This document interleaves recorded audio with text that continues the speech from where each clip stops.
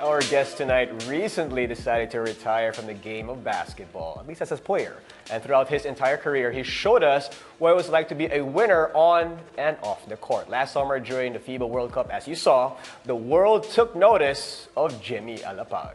Welcome back to Sports Desk, Jimmy. Thank you, guys. It's such an honor to have you back here right after you decide to hang up your sneakers, at least basketball-wise. I appreciate it. I reserved them as soon as I found out.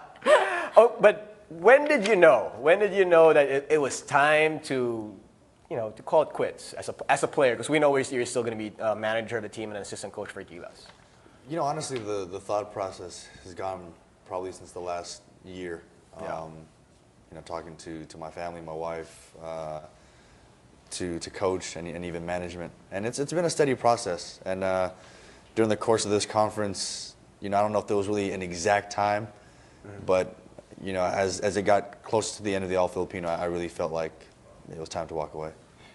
It was a lot harder, well, I think it's still a little hard for your wife to accept it and for your family to accept it, because I think everyone around you basically wanted you to keep playing.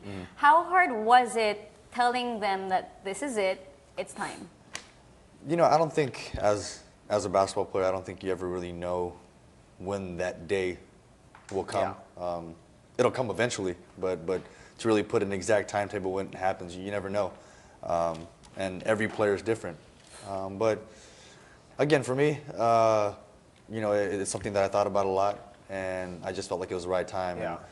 And, my family loves me. My wife loves me, and they would love to see me play, probably for another 3, 4, or 5 years. They want you to play till you're 50. Or till I'm 50, like my wife. But, again, it's something that I leave walking away proud of my personal journey in the game of basketball. And at the same time, I look forward to the next challenge. But how important was it for you to leave on your terms? Because we've seen it so many times that players, they get injured toward the tail end of their career, and that's what kind of forces them to retire. But you can still play. You can still play. Pretty right? well. And I just posted, just to give you an idea, I just posted an image of you on Instagram, and somebody from Italy replied to that and said that he was just amazed by the way you played on the group stages of the FIBA World Cup. So, just that you were still playing at a very high level, but how important was it for you to say, okay, I got to walk away now before it's too late? The way I'm built, and I think I get it from my family, and especially, how my dad, and the example that he really gave to our family growing up. He leaves a very high standard to the way we do things, whatever it is, with his job, that I've seen him growing up, or me being a pro basketball player. And yeah, it means everything to me to walk away on my own terms. I've always said that I would walk away from the game before the game told me to. Okay.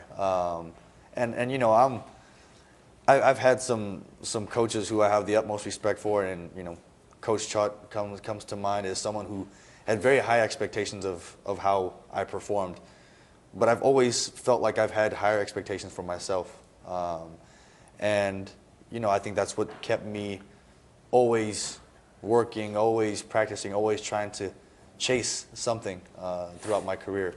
But again, there's always that time comes when, it's just that time. You're one of the fortunate ones to actually still be in basketball even after you retire. And your next step is kind of a big deal too. You have such a strong relationship with the Talk and Text franchise that you're actually going to be their new general manager. Yes. When this position was it offered to you? Was it something that was just, Jimmy, you've done so much for us and we can't bear to see you leave? It was something that management and I talked about. They said there was a possibility that the position would be open after this conference. So again, it was a rare and pretty unique opportunity for any player to transition. I just played 3 weeks ago. To transition right away into a managerial position. But I thought it was, something that presented a new challenge, and at the same time, give security for myself and my family for the future. So And I think most important for me is that it keeps me connected to the game. Yeah. You know, I still have to be at practice every day. I'm still there early. I still get my workouts in, you know, before practice, but, you know, I'm just not putting on the jersey and going through the actual practice. Now, aside from being the manager of TNT, you also are going to be the assistant coach to Coach Tab for Gilas. And talk about that, because I mean, the program's still not completely there. I mean, the pool of players haven't been named or anything like that. But talk about what can we expect from Coach Tab, because you played, you know, with under him with Gilas 2.0. Yes. So talk about what the Philippines can expect from you, Coach Tab, and the rest of the Gilas, I guess 3.0. I think first with Coach Tab, I mean, he's an incredible coach. Yeah. You know, he had a very big part behind our success, from FIBA Asia here in Manila to all the training leading up to the World Cup. And, you know, he's as great of a coach he is, and you look at his resume, been to the Olympics, been to 4 or 5 World Championships. I mean, that kind of speaks for itself. But he's, you know, just as good, if not an even better person. So I think for Gilas 3.0, the guys will really get an opportunity to learn a lot from him, aside from the core guys who, you know, I'm sure will be returning for another tour of duty. As far as my capacity, there's no really defined role as of yet. I'll be an assistant, and I told Coach Tab, I'm here to help in whatever capacity. You know, I look at my Gilas experience as something that was once in a career type of experience, and so whatever I've learned and my experience from FIBA Asia to the World Cup, whatever I can impose on the new guys coming in, it's all for the better. So what if he asks you to put a number 4 jersey back on and step out on the court? This is how I want you to step. I want you to wear your jersey, step out on the court.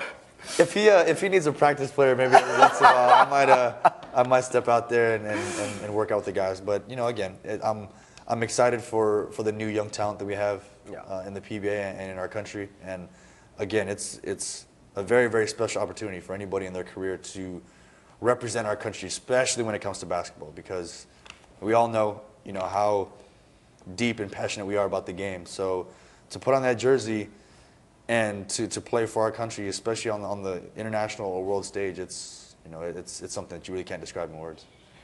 You're one of the players that are known to be just a natural leader. So much so that I believe you were injured just a few years ago. And I think it was Jared Dillinger who said, it's okay as long as we see Jimmy sitting on that bench, sitting there with us. And when you have that kind of effect on your team, that says a lot. Yeah. I mean, they just see you sitting, okay, we're good, Jimmy's here.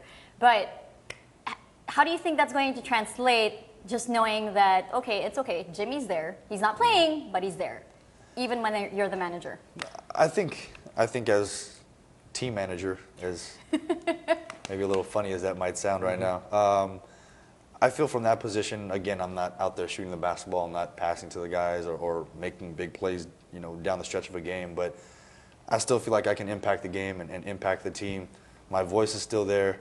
I'm still there on a daily basis at practice. So, you know, if I see something that could help the team, I don't think Coach Jong or the staff would mind if I pointed out certain things. And again, it's a new challenge, but, you know, it's something that I'm learning more and more about every day.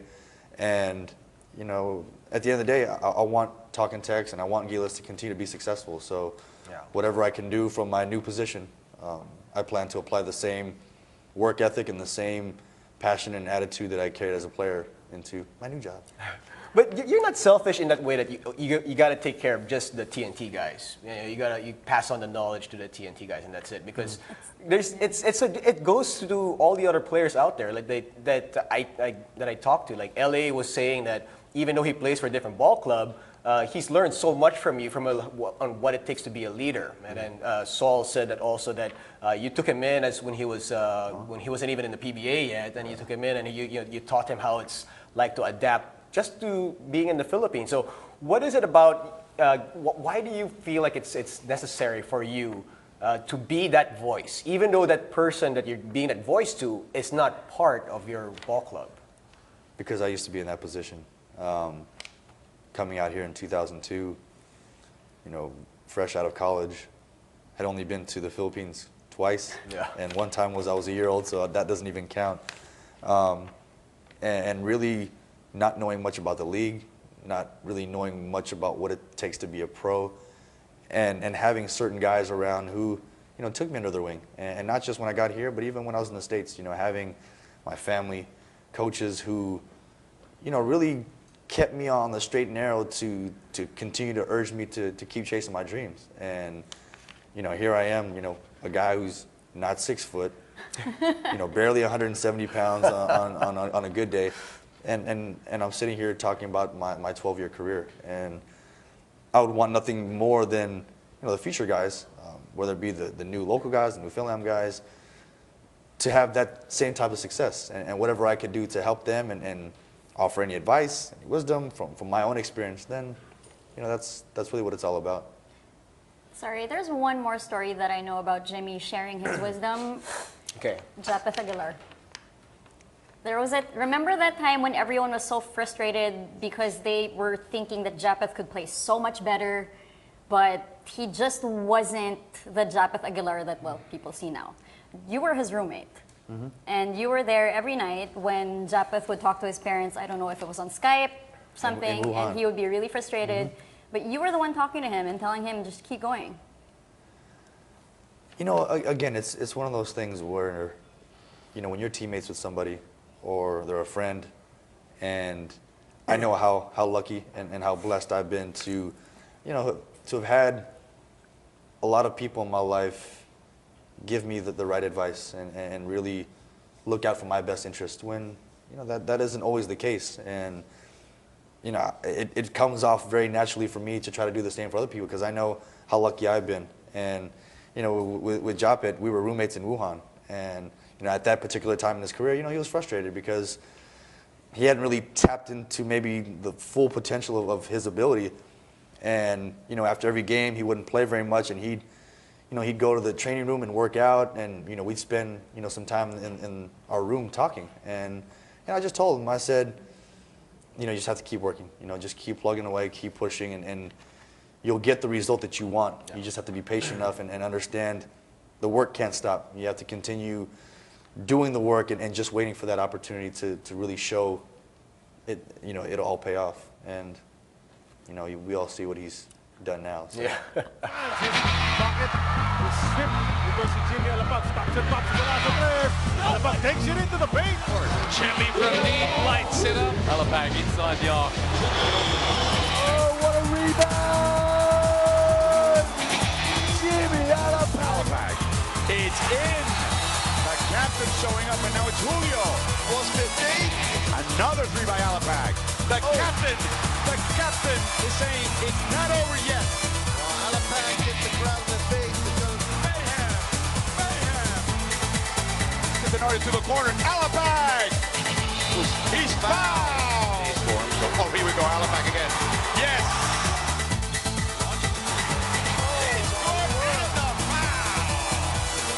Alapag pulls up for three and hits it. Jim Alapag with a 5-point lead. The place is going berserk. We are back here in the studio where we're still joined by none other than Jimmy Alapag. And of course, when you see people talking about you that way, with so much love, so much respect, especially not just how you played basketball, but the person that you are off the court as well. How does that make you feel? I mean, because if I read stuff about myself that sounded like that, I'd be bawling my eyes out. So, you know, it's humbling, without a doubt. Especially, you know, some of my close friends and some guys who I've competed against for a long time, or pretty much my whole career. You know, you go to battle with those guys, and to hear them say that stuff, it means a lot. And you know, it's something that, you know, as my kids get older, it's something that I can share with them, and, you know, people can say, hey, you know, your dad was pretty good when he played. you have a very close relationship with Coach Chot, and his quote there was. Yeah, that was after the last game against Senegal, and which we all believed was going to be your last game for the Philippines. And I just asked him, what does Jimmy mean for Philippine basketball? Yeah. And he said one word, everything. So it was one of those. Talk about that relationship with Coach Chot. That kind of, you guys just go hand in hand together. Coach Chot and I go back almost to the start of my PBA career. Yeah. And we went through it all together. From facing him my rookie year during that first finals when he was still with Coke, finally joining together on the national team, before the suspension, after the suspension, and of course our run with Talk and Text, and now finishing with the World Cup.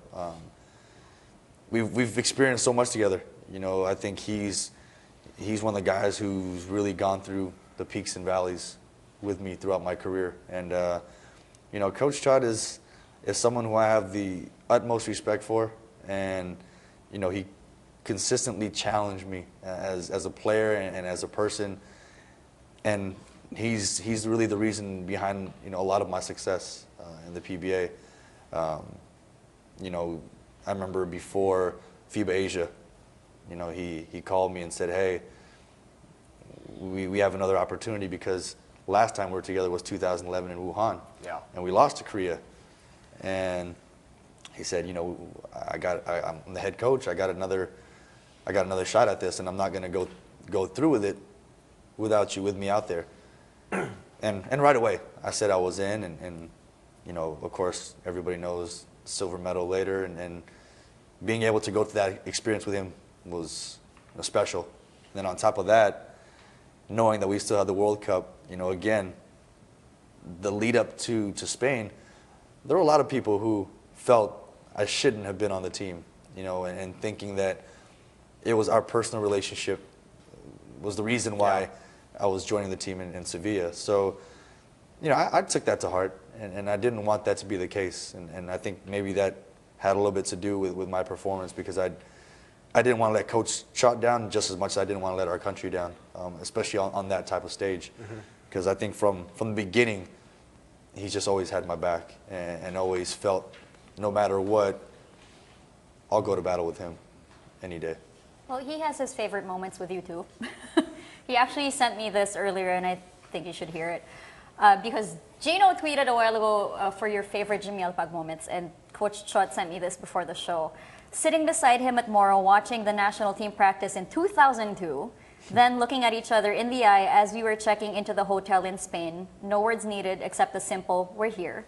From that innocent first meeting in 2002 to the painful loss in 2007 to the euphoria of 2013, capped by the historic 2014. Hell of a ride. Yeah. I kind of teared up when I read that. By the way. Yeah. Even if it's not about me. I think Coach Chot trying to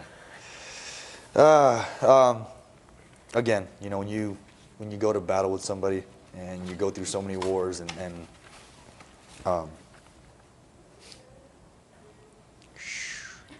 wasn't expecting this.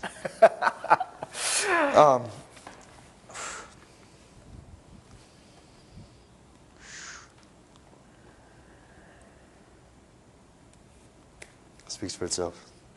Yes, it does.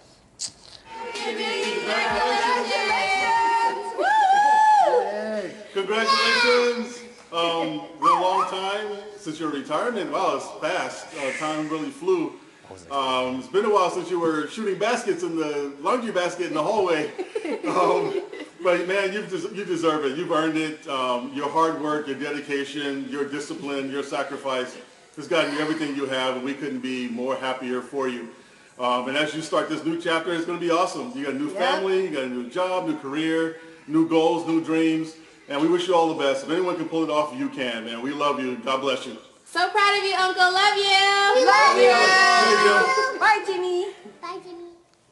Shooting stuff in your laundry basket? So those were Long time ago. Damon White Sr., your brother-in-law, your sister Elizabeth, and then your niece Linnea, and then your nephew, nieces, Derek, and then basically your family in the States. Thank you to your wife, by the way, for helping me out with that. They were actually thanking me for giving them the opportunity to congratulate you on TV, but honestly, like, thank you to your relatives, by the way. Yeah, that's some awesome stuff. Yeah. Yeah, that's. Thank goodness it was just a small part of my family, because I might not have been able to finish the interview if I would have seen the rest of them. But you know, my family's So laundry basket. yeah, a long time ago. Long time ago. Okay, Long time well, ago. you know what? Earlier we did ask you guys out there where you think Jimmy Alapag ranks among the best point guards in the history of Philippine basketball. Here are some replies we got via Twitter. Hey, here's a familiar name. Jeff Carriazo. Jimmy definitely ranks among the elite point guards of the PBA. Johnny A, Olsen R, Hector Cama, Jaworski. There were a lot of good point guards who played in our league, but the elite class is only a few. From Randy Lagdaan, Johnny A, combo point guard, Hector Cama, pure point guard, Jimmy Alapag, leader.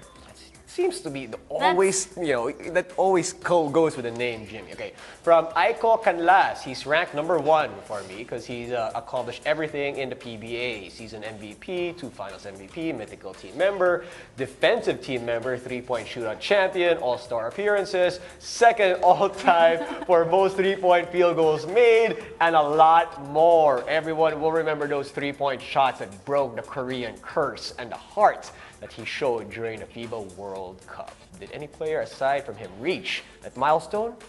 Bravo, Jimmy. Bravo. Hashtag Salamat, Jimmy. I ran out of breath doing that one. I know her because she tweets me too once in a while. She's a solid PBA fan. She's a solid talk and text fan. For you though, what was the most heartwarming reaction that you got when you announced your retirement? You know, that's tough.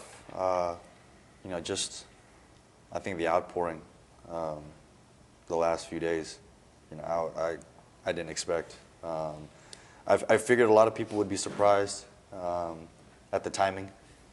You know, I don't think people were expecting me to retire in the middle of a season, but you know, again, I felt like it was time, and you know, just hearing, again, you know, whether it be from my family or people I've competed with or against, or coaches, or you know, people who I'm very close to say the things that they've said, it means a lot, and you know, I can't really describe, you know, the feeling to hear those types of things from people that you are so close to and care about. Well, Jimmy, thank you very much for Thanks, being Gino. here. I appreciate it. And I appreciate it. If you have a final message to the supporters of TNT, supporters of Gilas, supporters of Jimmy Alapag, it's your floor, man. To all of the fans, my fans, Talk and Text fans, PBA fans, Gilas fans, you know, just thank all of you guys for being on this journey the last 12 years.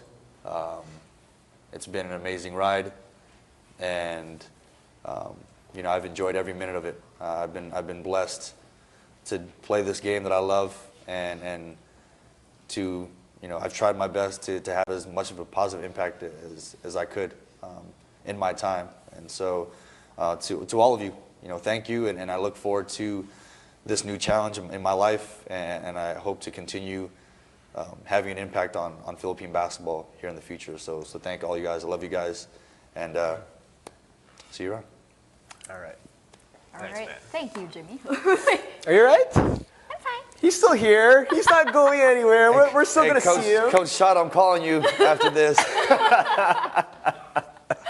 Thank you, Jimmy, and thank you, we'll thank see. you. We'll still see you. Yeah, like but- at the PBA games. Congratulations for a great career, and we're looking forward to what you're going to be doing for TNT and, of course, for Gilas as well.